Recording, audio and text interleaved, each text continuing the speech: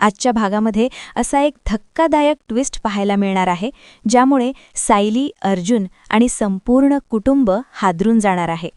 कारण सगळ्यांना वाटत होतं की साक्षी शिखरे आता या जगात नाही. पण अचानक सायलीच्या डोळ्यासमोर अशी घटना घडते की तिच्या पायाखालची जमीनच सरकते. म्हणजे साक्षी शिखरे जिवंत आहे आणि ही सचिन भाऊजींबरोबर काय करते? ठरलं तर मग या मालिकेच्या आजच्या भागामध्ये साक्षी आणि सचिनमध्ये दिसतात. त्या दोघांचं काहीतरी झालेलं असते.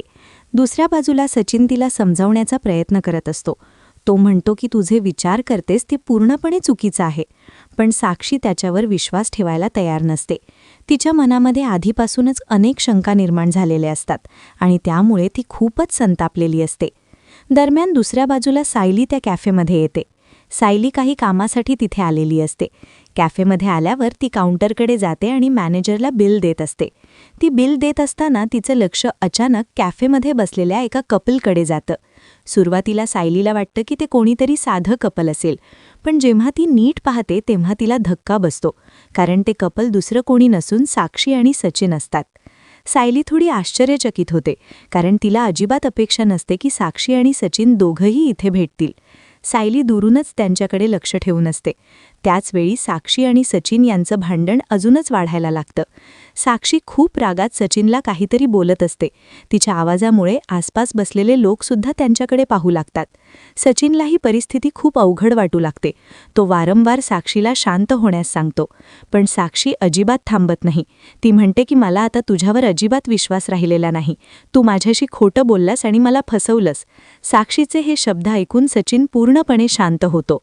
सायली हे सगळं दुरून पाहत असते आणि तिच्या चेहऱ्यावर आश्चर्य आणि धक्का स्पष्ट दिसत असतो. तिला अजिबात समजत नसतं की नेमकं काय चाललं आहे. सायलीला काहीतरी संशय येतो. ती लगेच तिचा फोन काढते आणि सावधपणे त्या दोघांचा फोटो काढते. महत्त्वाची गोष्ट म्हणजे त्यावेळी सचिन आणि ती मुलगी दोघांचंही लक्ष सायलीकडे नसतं. सचिन त्या मुलीला काहीतरी समजावत असतो. त्याच्या चेहऱ्यावर काळजी आणि तणाव दिसत असतो. सायली दूर उभे राहून सगळं पाहत असते आणि तिच्या मनात विचारांचा गोंधळ सुरू होतो. ती मनात म्हणते, हे काय चाललं आहे? सचिन भाऊजी इथे आणि ही मुलगी कोण आहे? सायली पुन्हा एकदा त्या मुलीकडे नीट पाहते आणि अचानक तिच्या डोक्यात एक नाव चमकून जातं. साक्षी शिखरे? सायलीच्या चेहऱ्यावर एकदम धक्का बसल्यासारखा भाव येतो. ती स्वतःशीच बोलते, म्हणजे साक्षी शिखरे जिवंत आहे. कारण सगळ्यांना आत्तापर्यंत वाटत होतं की साक्षी आता या जगात नाही, पण सायलीच्या डोळ्यासमोर ती जिवंत बसलेली असते. सायली पूर्णपणे गोंधळून जाते. ती मनात विचार करते, जर ही खरंच साक्षी असेल तर सचिन भाऊजी तिच्यासोबत काय करत आहेत? तिच्या मनात अनेक प्रश्न निर्माण होतात. सचिन आणि साक्षी यांचं नातं काय आहे? साक्षी जिवंत असताना सगळ्यांपासून का लपून बसली आहे? आणि सचिन या सगळ्यात काय लपवत आहे? सायलीच्या मनात आता शंका वाढू लागते.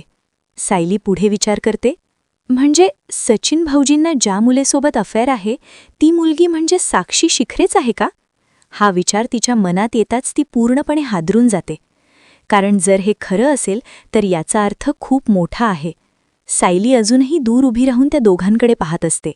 तेवढ्यात अचानक सचिनचं लक्ष सायलीकडे जातं. सचिन सायलीला पाहताच एकदम घाबरून जातो. त्याच्या चेहऱ्यावर स्पष्टपणे भीती दिसू लागते. त्याला समजतं की सायलीने सगळं पाहिलं आहे. सचिन लगेच उठतो आणि सायलीकडे बघत राहतो. त्या क्षणी तिथे खूप तणाव निर्माण होतो. सायली आणि सचिन दोघेही एकमेकांकडे बघत असतात. सायलीच्या चेहऱ्यावर राग आणि आश्चर्य असतं.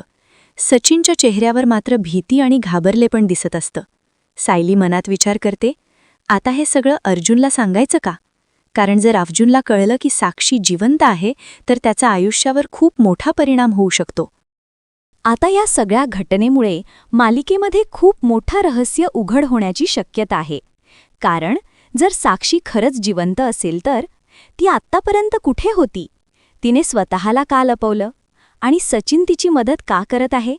पुढे काय होणार? आता पुढच्या भागामध्ये आपल्याला पाहायला मिळेल की सायली सचिनला प्रश्न विचारणार का?